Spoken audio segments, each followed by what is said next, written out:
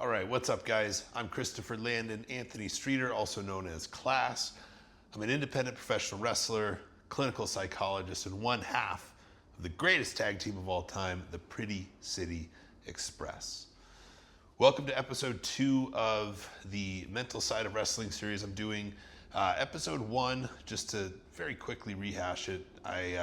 One of the themes was like failure and how do you deal with failure, and so with that going and building mental resilience, mental recovery, and just kind of like mental toughness. And I think the topic I want to cover is a nice segue from that topic. And so this week it's confidence, self-belief, self-worth, self-confidence, any combination of those, and why that's important in wrestling. And so going back to last week, when we fail, and like we talked about, failure is going to be a part of the game no matter which way you spin it. When we fail, that can really tap into that self-confidence or lack thereof. And so that's why, one of the reasons why it's really, really important to have a good handle on that. And so I'm going to spend some time today talking about how to build self-confidence and my kind of journey with that, and then why it's important in wrestling, and give some, hopefully, examples, again, some tips, some tricks, and some things you can do about it, or different ways to think about it. So starting off with self-confidence. So this is something that you can spin a lot of different ways in wrestling. I think there's a lot of different reasons why it's crucial to have a pretty high level of self-confidence to do this professional wrestling thing. But there's a lot of different ways to build self-confidence. I'll go into my journey first with that. I was always at least somewhat confident, especially when it came to like sports and physical activities. That's an area of my life that I've always just been very gifted at, and then been able to excel at. And so there's going to be a lot here, so bear with me. But for the other areas that I may have not been as gifted at, I could always kind of lean on my physical activity and my sports and my athleticism to help me with my confidence. And so I started playing, the first thing I ever did was I started skiing when I was 3 or 4 years old, and I was doing like very low level ski racing when I was 4 or 5 years old. And so that was kind of the first thing I was involved in. That went to baseball, basketball, wrestling, football, track and field, and then other various sports. Those are the sports I played competitively. But I was able to learn from a young age and get confidence that if I worked at something and got better at it, then I felt better about myself. And I didn't really understand the intricacies of what was happening as it was happening, but I did notice that it made me feel good. And so that's why from, I think the time I was like 5 years old until I went to college, I was always at least a 3-sport athlete. So all through elementary, middle, and high school. And that's because like sports were something that made me feel really good. It helped me feel confident, and I loved being able to work really hard towards a goal and then achieve that goal.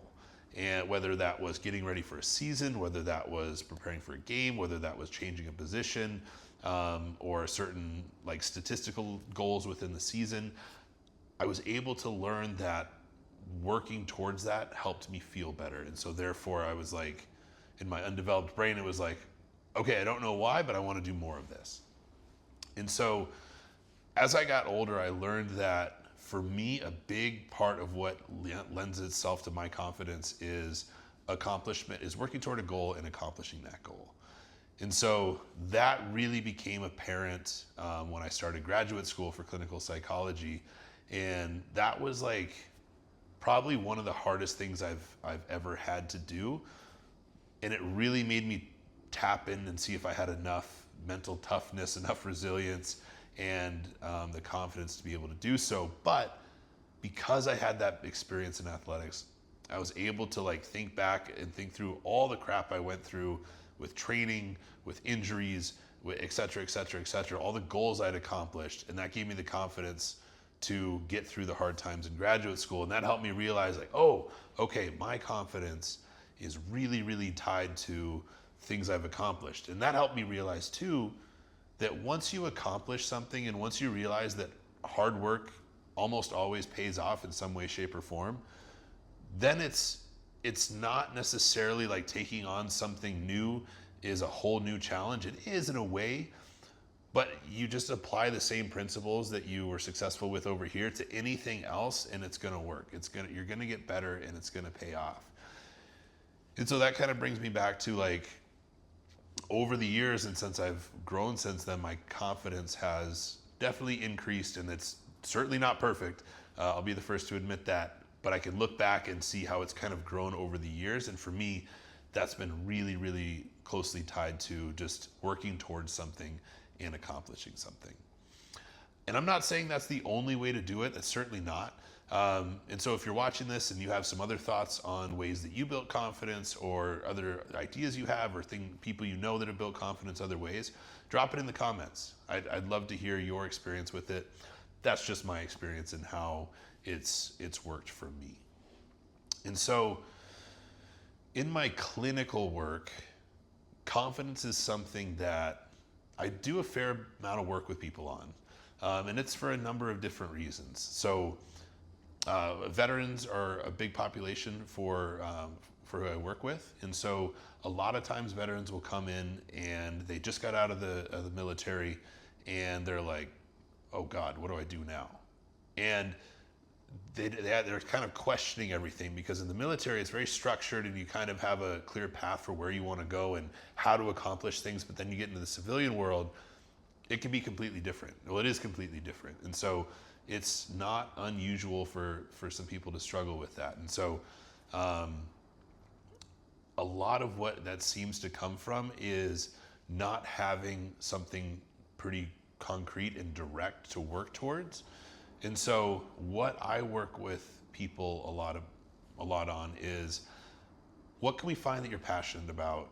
Whether it's a career, whether it's a hobby, what can we find that you feel good when you do, and how can we increase the amount of you doing that? And so that's one way to do it, is just start through exploring like, what are your values? What's important to you? What do you enjoy doing? What do you wish you could do but are not spending enough time doing? And really thinking about that, because what I see a lot of times too is I'll ask people, what's valuable to you? What are your like top 5 values? And they'll go through and we'll figure out what they are, and then it's like, okay, cool. How much time are you spending on those values on a day-to-day, week-to-week basis? It's like, oh gosh. Yeah, not much. It's like, okay, no wonder your confidence isn't there. No wonder you're not feeling great. It's like the things that are most important to you, you're spending the least amount of time on. So that kind of makes sense as to why you're not feeling good. And so what I see is like when we can kind of realize, all right, what are your priorities? What do we want to start working towards? Okay, and we identify that, and then we start working towards things and start knocking things off the list and crossing things off. That comes with confidence because it feels good to cross things off the list. It feels good to work towards something. And then once you realize that you get there, you realize that, hey, I can apply these same skills and lessons I learned to anything else and have some level of success. And that's how confidence can start to build and compound on each other.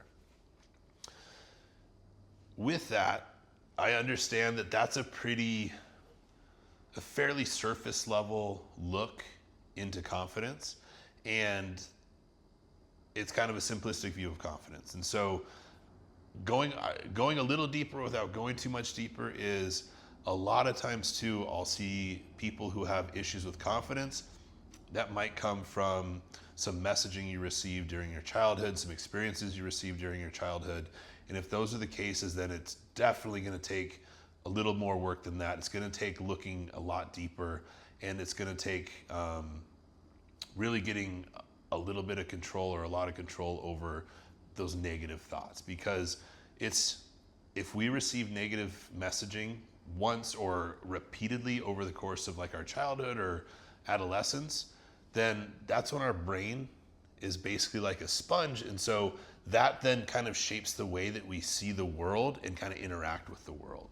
And so if we have this pattern of thinking, say you're like, I don't know, 25, 26, 27 or older, and you got this messaging when you were 8 to 12, how many years is that? Is your brain seeing the world through this certain lens, interacting with people through this certain lens, right? And so by that token, if that's you and you're having issues with self-confidence, then it's going to take a little bit of work. You're going to have to go a little deeper.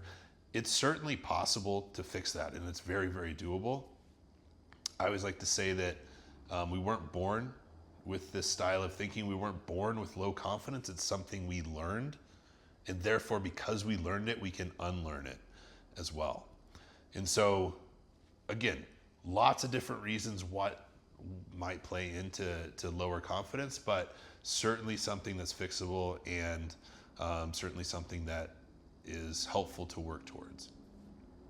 Now, a couple just like random kind of things that I work with people on that maybe you guys could apply or try out is I'll give you a couple. So one of my favorites, and this is just kind of an entry level thing, but it can be really helpful. I call it a self-gratitude journal. So meaning every night before you go to bed, write down 2 things that you love about yourself. And then when you wake up in the morning, read that. And each day you add 2 new things and 2 new things and 2 new things. And then by the end of the week, you got 14 things that you love about yourself. You might already be aware of these, but it's like we're not thinking about them on a daily basis. And so if we bring those into the conscious or into our conscious stream, then it can be helpful to just remember those. And like that's helpful to bring more of that into our consciousness, because we all have a finite amount of space in our mind, right? So I usually give the analogy of like we all, hopefully wake up at 100% like a phone, right? And throughout the day we only have so much space, so much percentage points to give out. And so if we're spending a lot of those points or percentages thinking negatively or on things that aren't helpful, then that's just filling up a lot of space. But if we can replace some of that with things that are more positive, that can then start to increase confidence and make you feel good about yourself too. Again, kind of an entry-level thing, but something that's been really helpful. Another thing that's really helpful is, I talked about this a little bit last week, but like that negative voice that kind of plays in your head. And again, that can come from messaging you received when you were a child. That can come from a number of different things. But it's always there. And I think most people, if not all people, have that kind of like back and forth in their mind, of that voice that's talking down to them and not really helping them. And so that's where like going to therapy can be really helpful, or just learning to kind of notice that voice and control it and get the better of it can be really, really helpful. And then lastly, I talked about this already, but like just accomplishing things. And I think it's common for people to get in trouble with like the paralysis by analysis in this, is that you don't have to like start from the ground level and go out and get your dream job right away. It's little things throughout the day that you can do that make a difference. It's going to get the mail. It's meal prepping. It's vacuuming. It's making your bed, cleaning your room. It can be like any level of things, but we accomplish so much every day, even if we don't do really much of anything, that we don't appreciate, that we don't really notice. And so it can start that low. And if you just make a list, cross it off, cross it off, cross it off, then at the end of the day, you have this piece of paper or this notes tab on your phone that's all crossed off, and that feels good. And if you can do that, well, why can't you do that again tomorrow? And if you do it for a week, why can't you do it for a month? And if you are trying to apply for a job, for example, why can't you do 3 applications a day? Oh, then that's 21 a week, et cetera. And it compounds on each other and it builds. And once you see that you can do these things, even though your mind might be telling you that you can't, then when your mind comes in and goes, man, why are we gonna do this? This doesn't make any sense. You go, no, man, screw you. I just did 21 applications this week. I'm gonna do 42 this week, And so it's like, through experience, that gives us ammunition against that negative voice in our head. And that's one of the ways we can build confidence. I don't think I was planning to talk that long about self-confidence without tying in wrestling, but I guess I did. So hopefully that was helpful. But now, how is confidence important in wrestling? Why is confidence important in wrestling? I think first and foremost, and like just kind of at a general level, if you're not confident in wrestling and you don't kind of take yourself seriously or present yourself in a way that's confident, why is anyone else going to? And that's a testament to the fans. That's a testament to promoters. That's a testament to the boys in the back. If you're not confident, people are going to be able to see right through that, and it's not going to help your case at all. And so there's a lot of different areas in wrestling that I think confidence is really important. And so obviously presenting yourself confidently in the ring, like in my opinion, wrestling is best when the belief is suspended, right? And so people go to wrestling shows because they want to see great wrestling, they want to believe in something, and they want to get lost in it. If you're there and they can see through your lack of confidence, then that's taking them out of that kind of magical dimension they want to be in, and that's what they're noticing. And so it's like really, really glaring when that can happen and really unhelpful, and much less likely for people to come back and buy a ticket to see you, which isn't going to be helpful. Confidence is also huge, in my opinion, when dealing with promoters and promoting yourself, right? So it's just, I kind of treat it like a job interview when you're trying to talk to new promoters. If you're not presenting yourself as confident and you don't believe in yourself, why should they, right? Why should someone else pay you to come in to try and sell tickets if you don't believe in yourself? So that's another thing too. And then what about like interacting with fans when you're trying to sell your merchandise, right? Again, they're there for the experience, they're there for the entertainment, for the wrestling, to experience the different personalities and characters, the larger than life personas. And if you're not confident, not presenting yourself in a way that's kind of like in some way feeding into that, then I think you're doing yourself a little bit of a disservice. Now, that being said, like not everyone's going to have the same personality as the Macho Man. Not everyone's going to have the same personality as like Roddy Piper. You definitely have to find your niche, and there's going to be levels to it. But one thing that's consistent between everything, in my opinion, is there's got to be a level of confidence and self-belief in what you're doing. And this is something, for at least from my experience, what I've seen in the schools I've been at, is this is something that doesn't come as naturally for a lot of people, at least off the bat. And some people get it right away, and that's awesome. And some people, it takes a little time. And so one of our trainers, Max, this is a couple years ago, but he did this exercise. Maybe this is common everywhere, I don't know. But he did this exercise because kids were struggling to present confidently in the ring. They just didn't seem like they knew what they were doing or what they wanted to do as we were training. And so he goes, okay, you're going to do all of John Cena's moves and pretend you're John Cena. Go. And the same kids would do that, or they would do Randy Orton's or someone who was very well known, and they seemed like a completely different person. And his point, or one of his points in that was, look, it's in there. You just have to like full send it and believe in yourself and know what you're going to do and be okay trying stuff. And that comes from being confident, because when you have confidence, when you're not as afraid of failure, then you're going to be more likely to take healthy risks and try new things that set you apart from the other people, which is really helpful. And I also think that in that vein of like when you're coming up and when you're first training, I think there's certainly going to be a level of fake it till you make it. And what I mean by that is you might not, who you are in the very beginning at wrestling might not be who you become. And you might not know who you are when you're first starting out. And so maybe you just kind of pick something and go with it. But having the confidence to do that is really helpful, because if you full send and you put everything you have into that and it goes great, then boom, you're onto something. If it doesn't, then you can easily shift to something different, and maybe there's something there, but that doesn't come without the full confidence. And if you don't put everything you have into something, then how do you know if it was really going to work or not, you know? So those are a couple things that I think are really important regarding confidence in wrestling. And overall, it's if you're not confident in yourself, why is anyone else going to be confident in yourself? Why is anyone else going to buy what you're selling if your confidence isn't up there?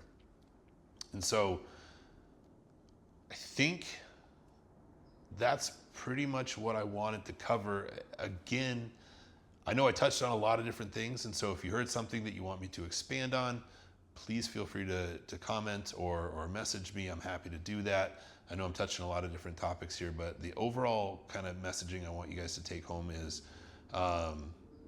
confidence. It doesn't have to be complicated. If you're not confident in yourself, why should other people be? And try some of the tips and tricks that I recommended. They can be really, really helpful. Or if you have more questions on some other strategies, please feel free to reach out. But hopefully you enjoyed the episode, and tune in next week for episode number 3.